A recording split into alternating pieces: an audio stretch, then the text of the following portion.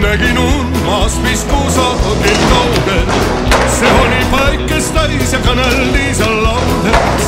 Sirged teed viisid apelsinimaia, mulle öeldi, et see maa on Jambalaya. Jambalaya, miks küll üldse sind ei leia, kas ehk teeb su juurde nõnda raske leida. Tahaks tantsida apelsinimaia, õnn on see, kui leiad oma Jambalaya. Sa samba rütmis käis tormakas elu, ei teadnud keegi, mis on mure, mis on valu.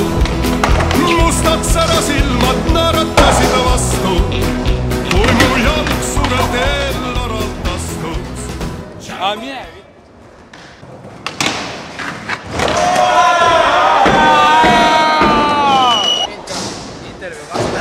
Nüüd tuleb intervjuu Kaspariga.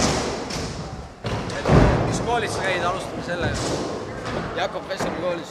Mis klassis ja mis klassijuhataja? 12 ja mees on klassijuhataja. Kuidas koolis läheb nüüd? Sitast. Miks nii?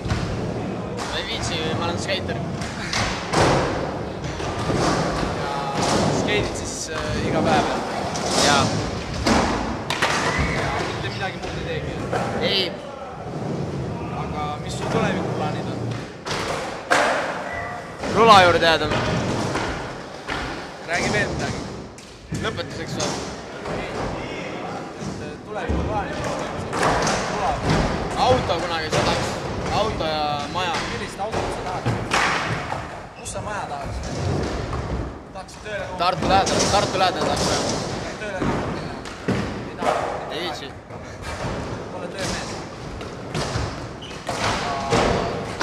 Aga jah, siis ei olegi vist midagi. Aitäh. Tartu